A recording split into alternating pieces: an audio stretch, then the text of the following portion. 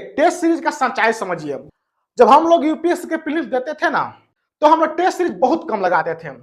वैसे test series को हम लोग खोजते थे जिसमें कम से कम पिछले 10 सालों का पीवाईक्यू, साथ साथ उसका एनालिसिस और उसी का दोबारा उसका टेस्ट नहीं लगा रहे हैं इसी पीवाईक्यू का, तो भाई साहब 2026 का प्रीलिम्स का एग्जाम आप मत दीजिए। आप प्रीलिम्स के लिए नहीं बने हुए हैं। हेलो नमस्कार, स्वागत है आपके इस चैनल पर। दोस्तों, जैसे हम लोगों ने वादा किया था कि जैसे ही यूपीएससी प्रीलिम्स का 1.5 या 2 महीना बाकी रहेगा ना, तो प्रीलिम्स पर हम लोग बातें करेंगे कि कैसे पीवाईक्यू को सोल्व करते हैं, कैसे इसमें एलिमिनेशन ट्रिक लगाते हैं, कैसे यूपीएससी प्रीलिम्स को क्वालिफाई करते हैं, कैसे एग्जाम में बैठकर पेपर को सोल्व करते हैं। क्योंकि घर पर बैठकर पेपर सोल्व करने में और एग्जाम हॉल में पेपर सोल्व करने में भाई साहब जमीन आसमान का अंतर होता है। तो इन सभी चीजों पर हम लोग बातें करेंगे कि भाई साहब ओवरऑल देखा जाए तो हम लोग बात करेंगे कि पेपर को कैसे क्वालिफाई करना है। बहुत सारे स्टूडेंट प्रीलिम्स में ही फंस जाते हैं, जबकि हम लोग बार बार प्रीलिम्स को क्वालिफाई करते रहते हैं। तो अब आपके दिमाग में आएगा कि सर आप अपना प्रीलिम्स के मार्कशीट यहाँ पर क्यों नहीं जारी करते हैं। इसके पीछे कारण भी है कि क्या आधा अधूरा रिजल्ट यहाँ पर बोर्ड पर दिखाने से कोई मतलब बनेगा भी नहीं। प्रीलिम्स का रिजल्ट दिखाइए, वो पास हो गया, मेंस का रिजल्ट दिखाइए, उसमें आदमी क्वालिफाई नहीं कर पाया। तो जब तक पूरा प्रोसेस अच्छा से ना हो जाए, प्रीलिम्स भी अच्छे से ना हो जाए, मेंस भी अच्छे से ना हो जाए, इंटरव्यू भी अच्छे से ना हो जाए, तो फिर दिखाने का कोई मतलब नहीं बनता है। हाँ, लेकिन इतना आपको हम बताएंगे कि मेंटर के रूप में आपको हम गाइड करेंगे कैसे आपको प्रीलिम्स को क्वालिफाई करना है, सी सेट के पेपर को कैसे क्वालिफाई करना है और जीएस पेपर 1 को कैसे क्वालिफाई करना है। हर चीजों का हम ध्यान रखेंगे और इस प्रीलिम्स में पीवाईक्यू का कितना वेटेज होता है, टेस्ट सीरीज का कितना महत्व होता है, स्टैटिक का कितना महत्व होता है और करंट अफेयर का कितना वेटेज होता है, इन सभी चीजों पर हम लोग बातें करेंगे।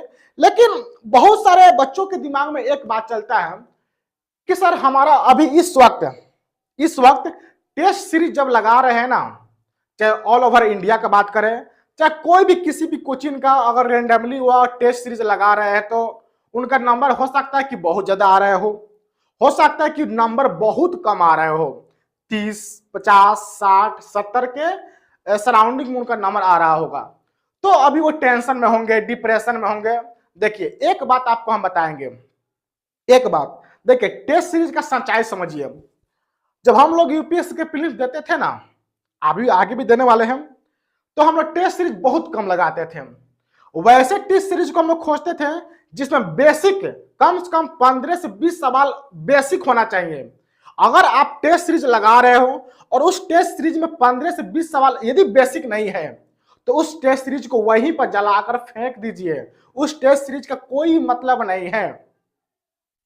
बड़े बड़े कठिन सवाल उसमें दे देता है सब, बच्चे टेंशन में चले जाते हैं।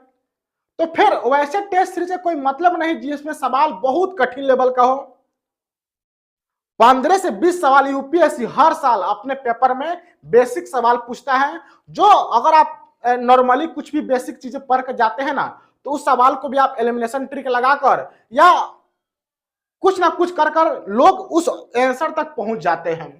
तो कहने का मतलब साफ साफ यह है कि अगर उस टेस्ट जो आप लगाते हो उसमें अगर सवाल बेसिक नहीं है, कम से कम 12 से 15 सवाल आपका होगा ना, तो वह टेस्ट सीरीज एक लायक का है। वह यूपीएससी प्रीलिम्स के लिए ही बनाया गया है। लेकिन अगर फालतू का सवाल उसमें दे दिया गया ना, तो उस टेस्ट सीरीज को जलाओ, फेंको, कोई मतलब नहीं बनता है। एक बात और आपसे हम बोलेंगे कि भाई साहब टेस्ट सीरीज आगे लगाते क्यों हैं?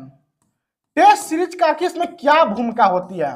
इस पेपर में कोई भूमिका नहीं होती है, 1% की भी भूमिका नहीं होती है। लेकिन ये जो लेकिन वाला जो बात है ना, यह बड़ा कंफ्यूजन करता है। टेस्ट सीरीज लगाते क्यों हैं? क्योंकि जो फाइनल एग्जाम होता ना, उससे पहले मेरा जो माइंड है, जो दिमाग है, वो पहले ही प्रिपेयर हो जाए कि एलिमिनेशन ट्रिक कैसे लगाते हैं, प्रश्न में सवाल को कैसे हैंडल करते हैं। यूपीएससी का जो शब्द है ना, जो यूपीएससी जो शब्दों का जो माया जाल फेंकता है ना, वो शब्दों पर पकड़ कैसे हो, तो वो आप टेस्ट सीरीज से लगा सकते हो, टेस्ट से अपना काम चला सकते हो। टेस्ट में यदि आप टेस्ट लगा रहे हो कि हमको नंबर ज्यादा लाना है, 90 नंबर लाना है, 100 नंबर लाना है, 150 लाना है, 200 में 200 लेकर आना है, तो भाई साहब आप यूपीएससी प्रीलिम्स के लिए या यूपीएससी के लिए आप बने ही नहीं हो। टेस्ट सीरीज केवल अपने दिमाग को पहले से प्रिपेयर करने के लिए लगाया जाता है।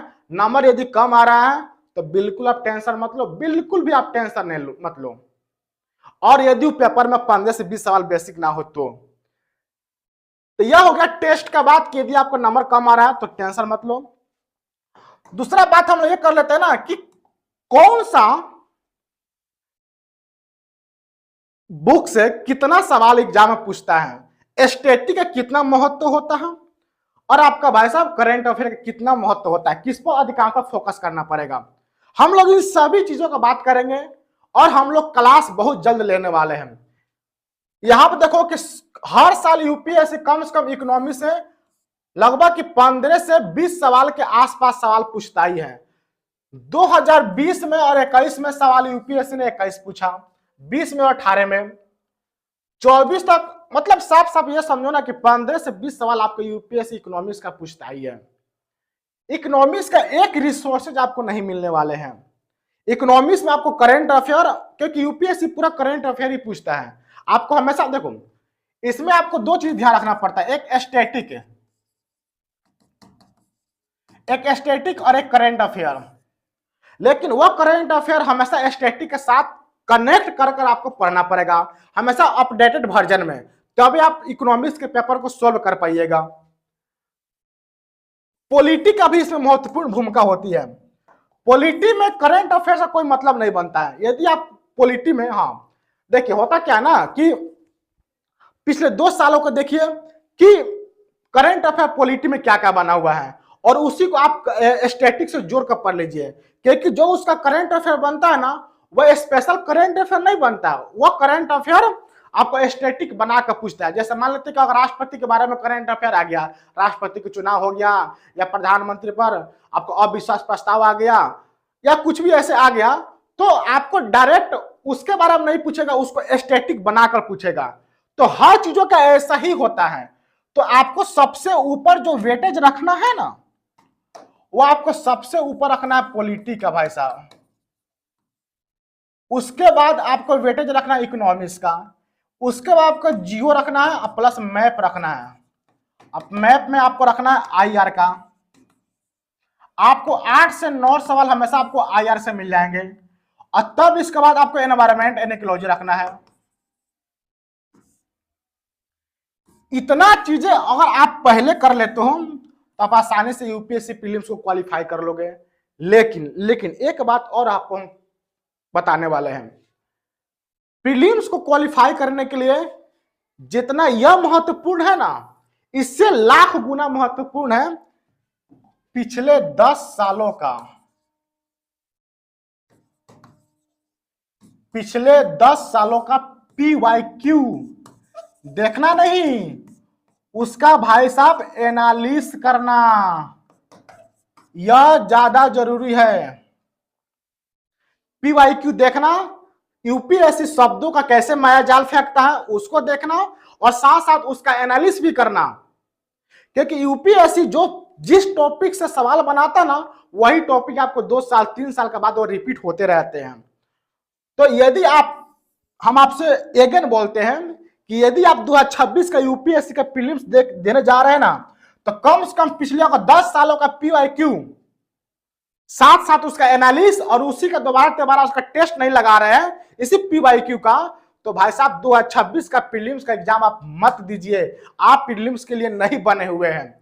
10 सालों का हर सभी विषय का जो आप यहां पर देख रहे हो ना, जो आप यहां पर देख रहे हो, आपको हर विषय का, पॉलिटी हो, ज्योग्राफी हो, इकोनॉमिक्स हो, एनवायरमेंट हो, साइंस एंड टेक हो, ये आपको 10 सालों का देखना पड़ेगा, एनालिसिस भी करना पड़ेगा। यदि आप इसको नहीं कर पा रहे हो, आप प्रीलिम्स के लिए नहीं बने हो। और इसी को हम करवाने वाले हैं 2 से 3 दिनों के अंदर इसी यूट्यूब चैनल पर। एनालिसिस, कैसे एलिमिनेशन ट्रिक लगाते हैं, कैसे आपको सवाल को एग्जाम में बैठकर हैंडल करते हैं, यूपीएससी शब्दों का मायाजाल कैसे फेंकता है, बस जैसे आपको हम कहेंगे वैसे आपको चलना है। 2 से 3 दिनों तक आप वेट कीजिए, बहुत जल्द इन सभी की क्लासेस शुरू हो जाएगी। और अधिकांशतः हम लोग फोकस किस पर करेंगे, पीवाईक्यू पर। पीवाईक्यू यदि 10 साल को आप नहीं करके जा रहे हो, आप भाई साहब मत बैठो एग्जाम में, आपके लिए प्रीलिम्स नहीं बनाया गया है। और हम लोग फोकस करेंगे ज्योग्राफी पर, इकोनॉमिक्स पर, पॉलिटी पर और साइंस एंड टेक कर रहे हैं, एनवायरमेंट पर। लेकिन अगर एग्जाम से पहले अगर 3 चीजें अगर अधिकांशतः हो जाएगा ना, पॉलिटी में आपको मास्टर्स करना है, ये भी ध्यान रखना। पॉलिटी, इकोनॉमिक्स और ज्योग्राफी, ये 3 चीजें भी यदि आप एग्जाम से पहले कर लेते हैं और पिछले 10 सालों का पीवाईक्यू को अच्छे से एनालिसिस कर लेते हैं, एनफ है। प्रीलिम्स को क्वालिफाई करने के लिए बहुत है। तो बस आप वेट कीजिए और हमारे वीडियो का इंतजार कीजिए, सब्सक्राइब करके भी जाइएगा।